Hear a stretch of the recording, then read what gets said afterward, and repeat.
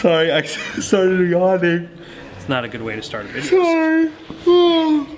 What's up, guys? We're here at AMC Town Square with Chasing Cinema. Mr. James Hsu. .com, and it is the first of the month. The first movie of 2018. Can you believe it? We made it. I know, I'm ready. I'm hoping we start with a bang with Insidious: The Last Key. Part 4. Part 4. And I actually forgot about it. Holy crap, I got scared. We literally just had a head pop up out of nowhere, and it literally scared the crap out of me. Okay, you need to say hello? Insidious. Insidious: The Last Key. What So do you think? You go first. Shoot, we do this all the time.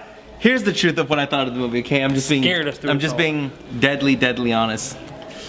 The movie wasn't good. Yes. Okay, and I had to say this also. The movie screen we were in, we had these people that are in the movie behind us that worked for 97.5. Dang, calling them out. And these people wouldn't stop talking. And this is the workers, the staff. Yeah, not good. Now, I'm also gonna follow it up by saying this. I'm also gonna say this: the movie overall, it wasn't great. Yes. Yeah. I don't know. It had a couple parts where I was like, you know, I felt a little intrigued. You were drawn in a little bit. I was drawn in, and then it just took me out right away. And yeah, you know, I mean, after last year, we just did our top 10. That is right up there, along with I, Tonya, which also opened up tonight, which we reviewed a little bit ago. I actually think I wore the same shirt during my I, Tonya review, so it actually blends perfectly fine. But I'm on the wrong side of the couch. Anyway. Yeah, the thing about Insidious is that, right, like the Insidious movies came out at a time where horror was just... And let me say this, I don't remember 3, 2, or 1. You know, I don't remember 3. I remember 2 and 1 quite well, actually, and I like both of them. But that's the thing, right? We had the Insidious come out to kind of break this like little, well actually not a little, but a long-term horror drought that was going on. Like everything was the same, nothing felt real. James Wan flew in with Conjuring, you know, working with, you know, Leigh Whannell, who stars in this movie, writing Saw, making Saw. Like he was coming in and he brought Conjuring and he brought this whole new change with Insidious as well. James Wan and Jason Blum really kind of revolutionized and changed horror, and they're kind of dominating that market right now. And I was a fan of Insidious. It felt fresh. It felt like it was an homage to classic horror films. It was like tackling the 80s but doing something new and creative. And then 2 felt somewhat kind of creative, and then obviously 3, not even a movie that I really remember. We come here now to a movie that's not very creative at all, in which actually it's a movie about demons and ghosts, in which not so much demons and ghosts, but eventually demons and ghosts. You know, I think the movie does have some high points, but they come and go very quickly. They don't last for very long. I think if it's just something you want to go do, go out and have fun and be scared, I think there are some creepy moments. And I've always said that James Wan and the members of his crew are always able to deliver some really creepy looking stuff. The first, I think, 15-minute sequence in the movie, the kind of backstory, is quite creepy and, you know, quite emotionally drawn. But the rest of the movie just kind of falls on the wayside. I think there's a lot of forced comedy here. I know there was a praise that this was going to be the funny Insidious, and I don't think it was very funny. I think everything... It was forced, actually. It felt really forced. It didn't feel very authentic. It didn't really work. Yeah, those are 2... Leigh Whannell and the other gentleman, I don't know his name, but the sidekicks to the sidekick.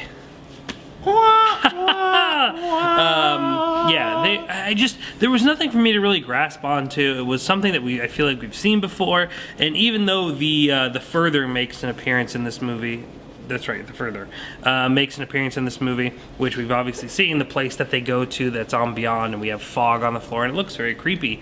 It doesn't have the same thing to really draw me in. Not the worst way to start the year, but definitely not a good way.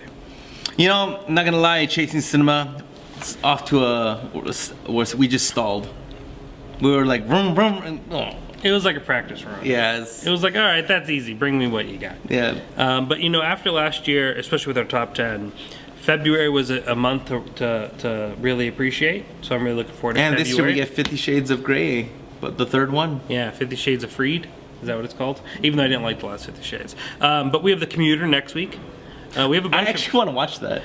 All these Liam Neeson films, I just want to watch them. Well, I'll be watching it and reviewing it. There's also, we finally get The Post. You know, we have Black Panther eventually coming out. So there are some things to really grasp onto. Black Panther, But next week, The Commuter. And I believe The Post comes out finally, and I think a few others. Maybe I don't think I'm gonna watch The Phantom Post, Thread. to be honest with you. And I don't think I'm gonna watch Phantom Thread. Daniel Day-Lewis's last performance, you're not gonna watch? I don't think so. Yeah, you're not a DDL guy. Nothing on him. I mean, he's Yeah. the man. But Not. are you gonna watch it? Yeah. Yeah, well, maybe. It's what we do. Yeah. What else do we do if we're not watching movies? Yeah. You know, there are people out there watching this who think that's all we do. And which for the majority is true.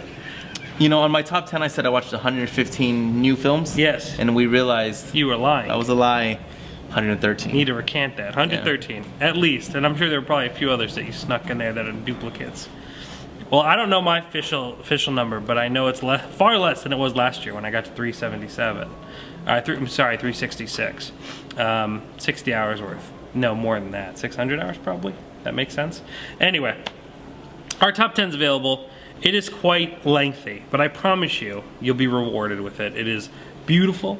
It is I think it's pristine, beautiful, yeah. and it is a lot of fun. You know, what else do you want from us? At least, I mean, here's the thing. People always say, why are your reviews only 10 minutes? And what they mean by that is I'm assuming they want more. Yeah. Not the other way around. So we gave you 90 minutes. Make sure to go check that out. Our review for I, Tonya, which is opening here, limited release in Las Vegas, is also out now.